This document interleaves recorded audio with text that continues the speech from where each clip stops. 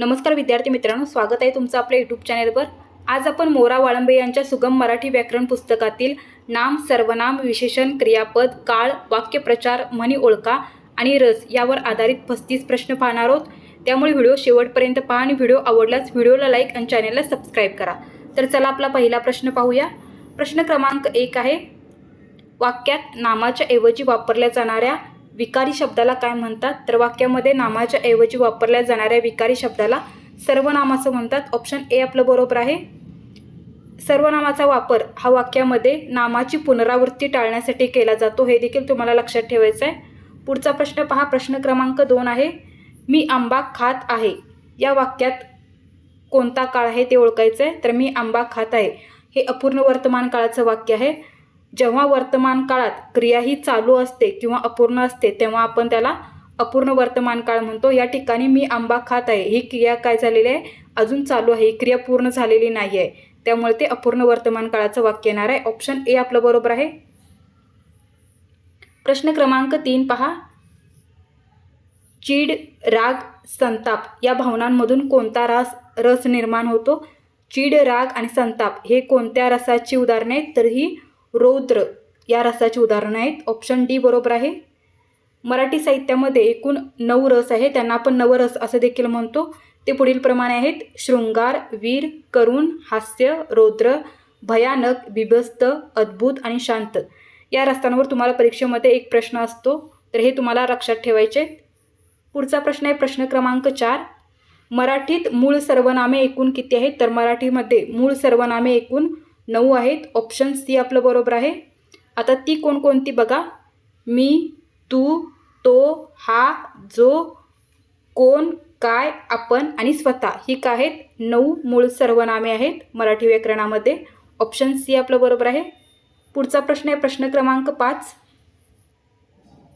फायद्यासाठी अपमान सहन करण्याची तयारी असणे हे कोणत्या ह्या म्हणीचा अर्थ ओळखायचा आहे। ही म्हण कोणती असेल? फायद्यासाठी अपमान सहन करण्याची तयारी असणे म्हणजेच दुभत्या गाईच्या लाथा गोड। ऑप्शन सी बरोबर आहे। पुढचा प्रश्न पहा, प्रश्न क्रमांक 6, लिंगानुसार बदलणारी सर्वनामे किती आहेत? तर लिंगानुसार बदलणारी सर्वनामे 3 आहेत। ऑप्शन डी बरोबर आहेत। कोणकोणती ती? तर तो, हा, जो ही 3 सर्वनामे काय करतात? पुल्लिंग, स्त्रीलिंग आणि नपुंसकलिंग असे लिंगानुसार बदलतात, हे तुम्हाला लक्षात ठेवायचं आहे। ऑप्शन डी बरोबर आहे। पुढचा प्रश्न आहे प्रश्न क्रमांक 7, पुढील वाक्यातील लक्षार्थ ओळखायचा आहे। वाक्य आहे, आम्ही बाजरी खातो, यामध्ये लक्षार्थ कोणता खालीलपैकी दिसून येतो? उत्तर आहे ऑप्शन ए, बाजरीची भाकरी। ऑप्शन ए बरोबर आहे। आम्ही बाजरी खातो म्हणजे काय? आम्ही बाजरीची भाकरी खातो असा त्याचा अर्थ आहे। पुढचा प्रश्न आहे प्रश्न क्रमांक 8, खालीलपैकी कोणते सर्वनाम वचनानुसार बदलत नाही? तर ते आहे ऑप्शन बी। ऑप्शन बी बरोबर आहे। या ठिकाणी कोण हे सर्वनाम काय आहे? एक वचन व अनेक वचन या दोन्ही रूपात सारखंच असतं। त्यात तर हा, तो आणि मी हे काय आहे? एक वचनमध्ये हा आहे, अनेक वचनमध्ये हे आहे। तोचं काय येतं? एक वचनमध्ये तो, अनेक वचनमध्ये ते। मीचं एक वचनमध्ये मी आणि अनेक वचनमध्ये आम्ही। अशा प्रकारे हे कसं वचनानुसार बदलतात, पण कोण हे सर्वनाम हे काय करतं? वचनानुसार बदलत नाही, हे लक्षात ठेवायचं आहे। ऑप्शन बी आपलं बरोबर आहे। पुढचा प्रश्न आहे प्रश्न क्रमांक 9, तो गावाला गेला होता या वाक्याचा काळ कोणता आहे? तर हे पूर्ण भूतकाळाचं वाक्य आहे। ऑप्शन बी आपलं बरोबर आहे। या ठिकाणी या वाक्यामध्ये भूतकाळात क्रिया पूर्ण झाली होती हे दर्शवण्यासाठी होता या सहाय्यक क्रियापदाचा वापर केलेला आहे, त्यामुळे ते कसलं होणार आहे? पूर्ण भूतकाळाचं वाक्य होणार आहे। ऑप्शन बी बरोबर आहे। पुढचा प्रश्न आहे प्रश्न क्रमांक 10, 5 हे कोणत्या प्रकारचे विशेषण आहे? तर 5 हे संख्या विशेषण आहे। ऑप्शन बी आपलं बरोबर आहे। ज्या शब्दातून वस्तूची किंवा व्यक्तीची मोजणी कळते त्याला आपण काय म्हणतो? संख्या विशेषण म्हणतो। संख्या विशेषणाचे मुख्य म्हणजे 5 प्रकार पडतात। पुढचा प्रश्न आहे प्रश्न क्रमांक 11, निवृत्तीनंतर समाजकार्यासाठी आप्पांनी घरादारावर डॅश डॅश। आता या ठिकाणी काय येईल? म्हणजे वाक्यप्रचार कोणता येईल ते सांगायचं आहे। तर या ठिकाणी निवृत्तीनंतर समाजकार्यासाठी आप्पांनी घरादारावर, या ठिकाणी सर्व पर्याय बरोबर येणार आहेत। ऑप्शन डी आपलं बरोबर आहे। घरादारावर पाणी सोडले किंवा घरादाराचा त्याग केला किंवा घरादारावर तुळशीपत्र ठेवले. अशा प्रकारे ऑप्शन 3 सुद्धा बरोबर येणार आहे. त्यामुळे उत्तर येणार आहे ऑप्शन डी. सर्व पर्याय या ठिकाणी बरोबर आहेत. पुढचा प्रश्न आहे प्रश्न क्रमांक 12. जे विशेषण नामाच्या आधी येते त्याला काय म्हणतात? तर त्याला अधिविशेषण असं म्हणतात. नामाच्या पूर्वी येणाऱ्या विशेषणाला अधिविशेषण किंवा पूर्वविशेषण असं म्हटलं जातं. ऑप्शन ए बरोबर आहे. प्रश्न क्रमांक 13. क्रियापदातील प्रत्ययरहित मूळ शब्दाला काय म्हणतात? तर क्रियापदातील प्रत्यय नसलेल्या मूळ शब्दाला धातू असं म्हणतात. ऑप्शन बी बरोबर आहे. तर या ठिकाणी थोडक्यात माहिती बघा. क्रियापदाचे रूप ज्या मूळ शब्दापासून बनते त्याला व्याकरणामध्ये धातू असं म्हणतात. आता या ठिकाणी धातू बघा, क्रियेचा मूळ अर्थ दर्शवणारा प्रत्ययरहित शब्द म्हणजेच धातू होय. उदाहरणार्थ जा, ए, कर, बोल, बस हे काय आहेत? धातू आहेत. आणि ह्यात काय करतं? धातूला आपण क्रियापदाचं रूप कसं तयार होतं बघा. या ठिकाणी कर या धातूला काय होतं? तो हा प्रत्यय लागतो. त्याच्यानंतर करतो हे क्रियापद तयार होतं. अशा प्रकारे काय होणार आहे? क्रियापदातील प्रत्ययरहित मूळ शब्दाला आपण धातू असं म्हणतो आणि जेव्हा त्याला प्रत्यय लागतो तेव्हा त्याचं क्रियापद तयार होतं. पुढचा प्रश्न आहे प्रश्न क्रमांक 14. मी उद्या शाळेत जाईन या वाक्याचा काळ ओळखायचा आहे. तर हे साधा भविष्यकाळाचं वाक्य आहे. आता साधा भविष्यकाळाची व्याख्या बघा. भविष्यकाळात क्रिया घडेल असे जेव्हा साध्या स्वरूपात सांगितले जाते तेव्हा त्या ठिकाणी साधा भविष्यकाळ असतो. पुढचा प्रश्न आहे प्रश्न क्रमांक 15. ज्या वाक्यात कर्माची आवश्यकता असते त्या क्रियापदाला काय म्हणतात? तर त्याला सकर्मक क्रियापद असं म्हणतात. ऑप्शन ए बरोबर आहे. या ठिकाणी वाक्याचा अर्थ पूर्ण करण्यासाठी जेव्हा आपल्याला कर्माची गरज भासते तेव्हा त्याला सकर्मक असं म्हणतात. आणि अकर्मक कशाला म्हणायचं? तर वाक्यात क्रिया कर्त्यापाशीच थांबते त्याला कर्माची गरज नसते त्यामुळे ते अकर्मक क्रियापदाचं किंवा अकर्मक वाक्य असतं असं सांगायचं. ऑप्शन ए आपलं बरोबर आहे या ठिकाणी. पुढचा प्रश्न आहे प्रश्न क्रमांक 16. मोठेपण प्राप्त करण्यासाठी खूप त्रास होतो या अर्थाची म्हण सांगायचे. तर या अर्थाची म्हण आहे टाकीचे घाव सोसल्याशिवाय देवपण येत नाही. ऑप्शन ए बरोबर आहे. पुढचा प्रश्न आहे प्रश्न क्रमांक 17. जेव्हा आपण हे सर्वनाम स्वतः या अर्थाने येते तेव्हा त्याला काय म्हणतात? तर तेव्हा त्याला आत्मवाचक सर्वनाम असं म्हणतात. ऑप्शन डी बरोबर आहे. या ठिकाणी त्याची माहिती बघा. वाक्यात आधी आलेल्या नामाचा किंवा सर्वनामाचा उल्लेख पुन्हा करण्यासाठी ज्या सर्वनामाचा वापर होतो त्याला आपण आत्मवाचक सर्वनाम म्हणतात. म्हणजे वाक्यात आधी जे नाम आलेलं असतं त्याच नामाचा किंवा सर्वनामाचा परत एकदा आपल्याला त्याच वाक्यामध्ये वापर करायचा असतो तेव्हा त्या ठिकाणी जो सर्वनामाचा वापर होतो त्याला आत्मवाचक सर्वनाम म्हणतात. या ठिकाणी मराठी व्याकरणात स्वतः आणि आपण ही 2 आत्मवाचक सर्वनामे आहेत. त्याचं उदाहरण बघा. मी साठी परत आणि एकदा स्वतः वापर केलेला आहे बघा. मी या सर्वनामासाठी स्वतः हे आत्मवाचक सर्वनाम वाक्यामध्ये आलेलं आहे. त्याच्यानंतर तो या सर्वनामासाठी आपण हे आत्मवाचक सर्वनाम वाक्यामध्ये परत आलेला दिसून येतो. तर अशा प्रकारे जेव्हा आपण हे सर्वनाम स्वतः या अर्थाने वाक्यामध्ये येतं तेव्हा त्याला आपण आत्मवाचक सर्वनाम म्हणतो. प्रश्न क्रमांक 18 बघा. नामाबद्दल विशेष माहिती सांगून नामाची व्याप्ती मर्यादित करणाऱ्या शब्दाला काय म्हणतात? तर त्याला विशेषण असं म्हणतात. ऑप्शन बी बरोबर आहे. या ठिकाणी बघा, नामाची व्याप्ती मर्यादित करणारा विकारी शब्द म्हणजेच काय? विशेषण होय. विशेषण हे आता आपण पाहिलं तर आता विशेष्य म्हणजे काय बघा. ज्या नामाबद्दल विशेषण माहिती सांगते त्या नामाला काय म्हटलं जातं? विशेष्य असं म्हटलं जातं. आता या ठिकाणी मुलगा हे काय आहे? नाम आहे. पण हुशार मुलगा असे म्हटल्यावर काय होईल? हुशार हा शब्द त्या मुलाबद्दल विशेष माहिती सांगून त्याची व्याप्ती काय करतो? मर्यादित करतो. म्हणून हुशार हे काय आहे? विशेषण आहे आणि मुलगा हे काय येणार आहे? विशेष्य येणार आहे. तर हे तुम्हाला लक्षात ठेवायचं आहे. पुढचा प्रश्न आहे प्रश्न क्रमांक 19. ज्या क्रियापदांना 2 कर्मे लागतात त्यांना काय म्हणतात? तर त्याला द्विकर्मक क्रियापद असं म्हणतात. आता या ठिकाणी काही वाक्यामध्ये काय होतं मराठी व्याकरणामध्ये? एक प्रत्यक्ष कर्म आणि एक अप्रत्यक्ष कर्म अशी दोन्ही कर्मे काय होत असतात? वाक्यामध्ये येत असतात. त्यावेळी त्याला द्विकर्मक क्रियापद असं म्हणतात. ऑप्शन डी बरोबर आहे. प्रश्न क्रमांक 20 बघा. हसताना, रडताना यांसारख्या शब्दांना व्याकरणात किंवा व्याकरण भाषेत काय म्हणतात? तर यांना धातू साधिते असे म्हणतात. हे शब्द धातूपासून बनलेले असून वाक्याचा अर्थ पूर्ण करत नाहीत म्हणून ती कृदंते किंवा धातू साधिते असं म्हटलं जातं. पुढचा प्रश्न आहे प्रश्न क्रमांक 21. तो मुलगा यातील तो हे कोणत्या प्रकारचे विशेषण आहे? तर हे सार्वनामिक विशेषण आहे. आता सार्वनामिक विशेषणाची व्याख्या बघा. जेव्हा सर्वनाम स्वतः नामाबद्दल माहिती देण्यासाठी नामाच्या आधी येते तेव्हा त्याला आपण सार्वनामिक विशेषण असं म्हणतो. या ठिकाणी जेव्हा तो, ती, ते, हा, ही, हे, जो, जी, जे यांसारखी मूळ सर्वनामे नामाच्या आधी येऊन त्या नामाबद्दल विशेष माहिती सांगतात तेव्हा त्याला आपण सार्वनामिक विशेषण म्हणतो. उदाहरणार्थ बघा, मुलगा हे काय आहे? नाम आहे. आणि तो हे काय आहे? सार्वनामिक विशेषण आहे. पुढचा प्रश्न बघूया.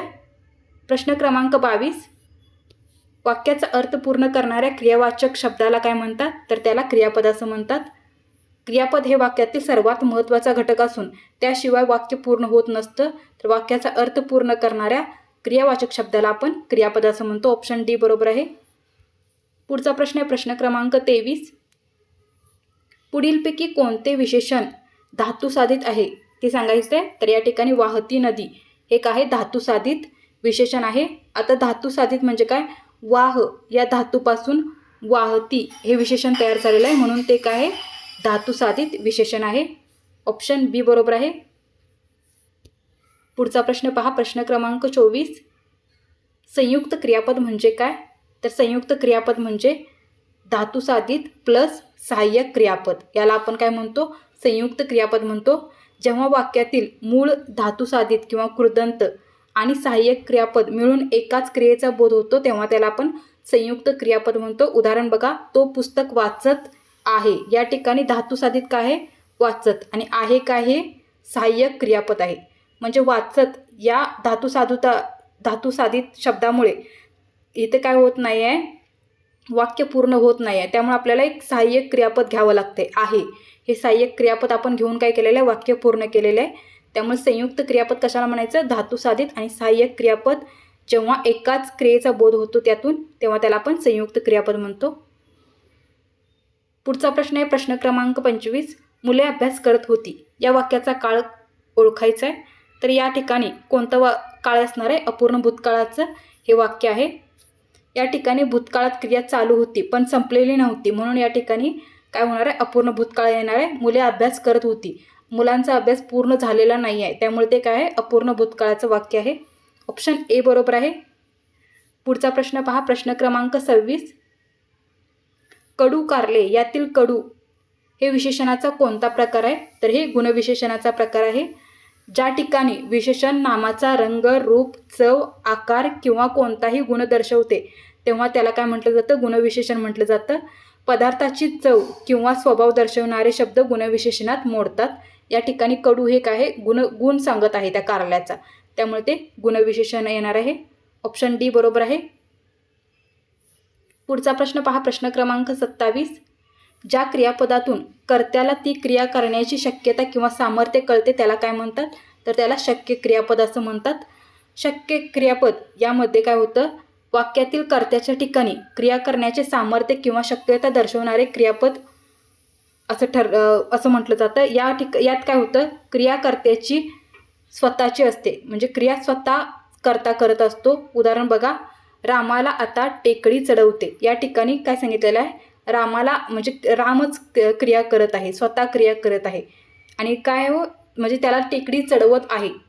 या ठिकाणी काय सांगितलेलं आहे? शक्यता आणि सामर्थ्य त्याच्यामध्ये असलेले दाखवलेलं आहे. उदाहरण बघा, मला काम करवते. या ठिकाणी माझ्यामध्ये असलेली सामर्थ्याची शक्ती या ठिकाणी दाखवत आहे त्यामुळे हे काय येणार आहे? शक्य क्रियापद येणार आहे. पुढचा प्रश्न प्रश्न क्रमांक 28. जेव्हा कर्ता स्वतः क्रिया न करता ती क्रिया दुसऱ्याकडून करवून घेतो तेव्हा त्या क्रियापदाला काय म्हणतात? तेव्हा त्या क्रियापदाला प्रयोजक क्रियापद असं म्हणतात. प्रयोजक क्रियापदा बघा या ठिकाणी थोडक्यात माहिती. कर्ता स्वतः क्रिया न करता दुसऱ्याकडून क्रिया करवून घेतो तेव्हा त्याला काय म्हटलं जातं? प्रयोजक क्रियापद असं म्हटलं जातं. उदाहरण बघा, आई मुलाला हसवते. या वाक्यामध्ये आई क्रिया स्वतः करत नाही तर मुलाकडून करवून घेते. म्हणजे आई स्वतः हसत नाही आहे पण मुलाला हसायला लावते. त्यामुळे हे कसलं येणार आहे? प्रयोजक क्रियापद येणार आहे. यामध्ये कर्ता स्वतः क्रिया न करता दुसऱ्या व्यक्तीकडून करवून घेत असतो. ऑप्शन ए आपलं बरोबर आहे. पुढचा प्रश्न आहे प्रश्न क्रमांक 29. वचनानुसार बदलणारी एकूण सर्वनामे किती आहेत तर ती आहेत 5. ऑप्शन डी बरोबर आहे. कोणकोणती बघा, मी, तू, तो, हा आणि जो, ही 5 सर्वनामे वचनानुसार म्हणजे एक वचन अनेक वचन अशी बदलत असतात. प्रश्न क्रमांक 30.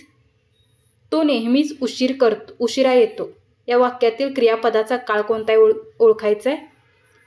तर या ठिकाणी येणार आहे रीती वर्तमान काळ. येण्याची क्रिया नेहमी घडत असल्यामुळे ही एक सवय किंवा रीत दर्शवते, म्हणून या ठिकाणी ते रीती वर्तमान काळ येणार आहे. या ठिकाणी तो नेहमीच उशिरा येतो म्हणजे काय, त्याची ती सवयच आहे किंवा ती रीत पडलेली आहे, पद्धत पडलेली आहे. अशा प्रकारे ऑप्शन डी आपलं बरोबर येणार आहे. प्रश्न क्रमांक 31. सांजवले, मळमळते या क्रियापदांना काय म्हणतात तर या क्रियापदांना आपण भावकर्तृक क्रियापदे असं म्हणतो. भावकर्तृक क्रियापदामध्ये कर्ता वाक्यात स्वतंत्र नसून क्रियापदाच्या भावातच सामावलेला असतो, त्यामुळे त्याला काय म्हटलं जातं, भावकर्तृक क्रियापद असं म्हटलं जातं. उदाहरण बघा, आज दिवसभर सारखे गडगडते, तिला आज मळमळते. या ठिकाणी ही काय आहेत तर भावकर्तृक क्रियापदे आहेत. यात क्रियापदाचा अर्थ हाच कर्ता असतो, स्वतंत्र नाम किंवा सर्वनाम कर्ता म्हणून येत नाही, त्यामुळे हे काय होणार आहे, भावकर्तृक क्रियापदे येणार आहे. पुढचा बघा प्रश्न, काळ म्हणजे काय तर क्रियेची वेळ दर्शवणारे रूप म्हणजेच काय, काळ होय. याची व्याख्या बघा, क्रिया कोणत्या वेळी घडली, घडते किंवा घडणार आहे हे दर्शवणाऱ्या क्रियापदाच्या रूपाला काळ असं म्हणतात. ऑप्शन बी आपलं या ठिकाणी बरोबर आहे. प्रश्न क्रमांक 33. विशेष्याचे लिंगवचन कशावर अवलंबून असते तर ते त्याच्या नामावर अवलंबून असते. ऑप्शन डी बरोबर आहे. आता विशेषण म्हणजे काय, नामाबद्दल विशेष माहिती सांगते, त्याला आपण विशेषण असं म्हणतो. या ठिकाणी विशेषण हे नामाची माहिती देते, त्यामुळे नामाचे लिंगवचन बदललं की विशेषणही त्यानुसार बदलताना आपल्याला दिसतं. इथे बघा, मुलगा हे काय पुल्लिंगीमध्ये आहे, पण जेव्हा मुलगाचं मुलगी म्हणजे त्याचं लिंग बदलेल त्यावेळी चांगलाच चांगली होईल, म्हणजे नाम बदललं तर काय होणार आहे, विशेषण पण बदलणार आहे. या ठिकाणी मुलगीचं मूल झालं तर त्या ठिकाणी विशेषण पण चांगलीचं काय होणार आहे, चांगले होणार आहे. तर अशा प्रकारे नामाचे लिंगवचन बदलले की विशेषण देखील त्यानुसार बदलताना दिसतं. पुढचा प्रश्न आहे प्रश्न क्रमांक 34. ज्या क्रियापदांना वाक्यात पूर्ण अर्थ प्राप्त करण्यासाठी पूरकाची गरज असते त्यांना काय म्हणतात तर त्यांना अपूर्ण विधान क्रियापद असं म्हणतात. आता या ठिकाणी बघा थोडक्यात माहिती, काही वाक्यात कर्ता व क्रियापद असूनही अर्थ पूर्ण होत नाही, अशा वेळी पूरकाची आवश्यकता असते. उदाहरणार्थ बघा, दीपिका झाली, या ठिकाणी कर्ता आणि क्रियापद दोन्ही आहे, पण तरीही वाक्य पूर्ण झालेलं नाही, त्यामुळे झाली या क्रियापदाने अर्थ पूर्ण होत नाही, त्यामुळे काय झालेलं आहे, शिक्षिका हा पूरक शब्द वाक्यामध्ये घेण्यात आलेला आहे. तर अशा प्रकारे ज्या क्रियापदांना वाक्यात पूर्ण अर्थ प्राप्त करण्यासाठी पूरकाची गरज पडते त्याला आपण अपूर्ण विधान क्रियापद असं म्हणतो. प्रश्न क्रमांक 35. कहर करणे या वाक्यप्रचाराचा अर्थ ओळखायचा आहे तर याचा अर्थ आहे एखाद्या गोष्टीचा अतिरेक करणे. ऑप्शन ए बरोबर आहे. धन्यवाद विद्यार्थी मित्रांनो. अशा प्रकारे आज आपण मोरा वाळंबे यांच्या सुगम मराठी व्याकरण पुस्तकातील 35 प्रश्न पाहिलेले आहेत. जर तुम्हाला याची PDF पाहिजे असेल तर खाली टेलिग्राम चॅनलची लिंक आहे, तिथे तुम्हाला याची PDF भेटेल.